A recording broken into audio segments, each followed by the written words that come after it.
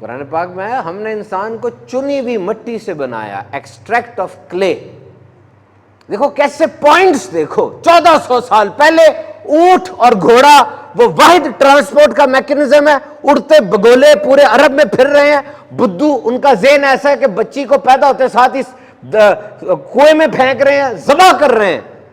اور اس دور میں یہ دیکھو کیا کہ سننا، صرف پڑھے لکھے لوگ بیٹھے ہو، ہم نے انسان کو چنی ہوئی مٹی سے بنایا، دا extract of clay.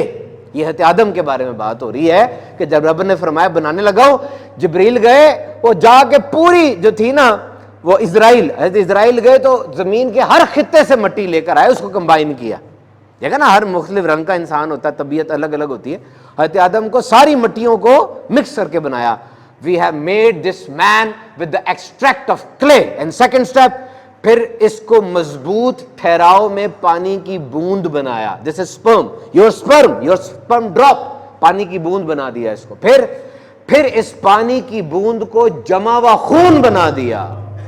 Clinging clot.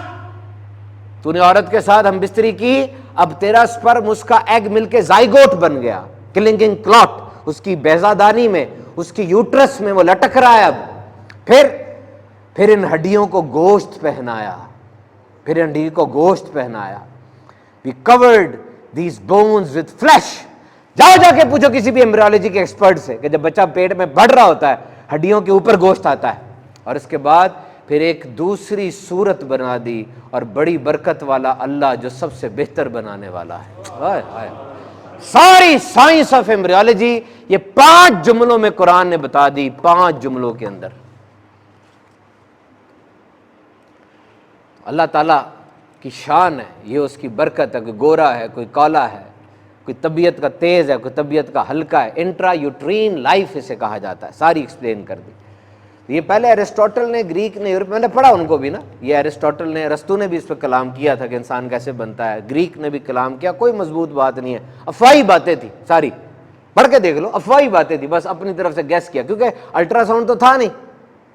یہی تھا نا باتیں. تو یہ قرآن نے اس کو بتایا، پورا کنسیپشن بتائی قرآن نے. میں ثابت کر سکتا ہوں، میرے پاس میڈیا میں ہزاروں لاکھوں لوگ مجھے سنتے ہیں اور آپ لوگ سارے پڑھے لکھے بیٹھے، میں ثابت کر سکتا ہوں قرآن و حدیث میں کنسیپشن، یعنی جب بچہ ماں کے پیٹ میں آتا ہے، پھر اس کے بعد ڈیولپمنٹ ایمبریو کی، جب اس کا بڑا ہوتا ہے، اور جب پیدا ہوتا ہے، اور پیدا ہونے کے بعد جو ماں کو پوسٹ پارٹم ہوتا ہے، بلوز چلڈرن، جو ماں کا جو 40 دن تک ایک پیریڈ آتا ہے، اس کو نفاس کا پیریڈ کہتے ہیں، جس میں عورت پریشان ہو جاتی ہے اور عجیب سا اس کا نفسیاتی، سارا اسلام کور کرتا ہے. اور پھر جب بچہ بڑا ہو گیا تو تربیت کا تو پتہ ہی ہے آپ کو، پھر اور جب مرنے لگا وہ بھی سارا پتہ آپ کو.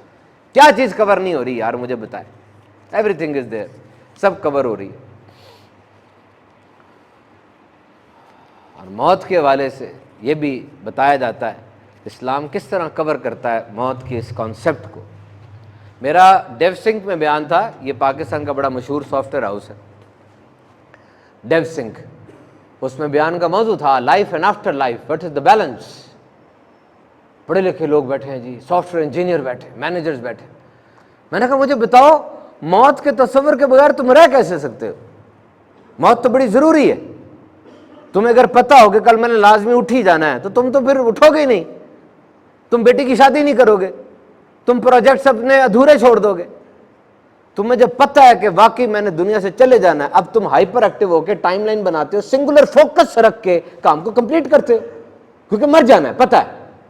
دیکھو نا یہ دیکھو نا، چہرے پہ جھریاں آپ کی ایج کا بتاتی ہیں. پتہ چل جاتا ہے کہ چہرے پہ جھریاں پڑ رہی ہیں تو یہ بس اب بوڑھا ہو رہا ہے. اسی طرح کی جھریاں نا آپ کے اندر بھی پڑی ہوتی ہیں، آپ کی بونز میں، آپ کی ہڈیوں پہ بھی جھریاں پڑتی ہیں، آپ کے آرگنز میں بھی جھریاں پڑتی ہیں. وہ نظر نہیں آتی. وہ کیسے نظر آئیں گی؟ الٹرا ساؤنڈ سے، ایکس رے سے، سی ٹی اسکین سے، ایم آر آئی سے، پیٹ اسکین سے. یہ سارے اسکینز ہیں جو اب ایجاد ہوئے ہیں. وہ بھی جھریاں پڑ رہی ہیں اندر. انسان کے 5 آرگنز ہیں مین اندر، انسان کے نا 5 مین آرگنز ہیں. برین ہے، ہارٹ ہے، لیور ہے، کڈنی اور لنگز ہے. اور ویسے انسان کے 78 یا 80 آرگنز ہیں جسم کے اندر. وہ بھی بوڑھے ہو رہے ہوتے ہیں. آپ نے اس ایج کو کم کرنا ہوتا ہے، کم کر دیں، اچھا کھانا کھائیں اور میٹھا نہ کھائیں، وہ کم ہو جائے گی.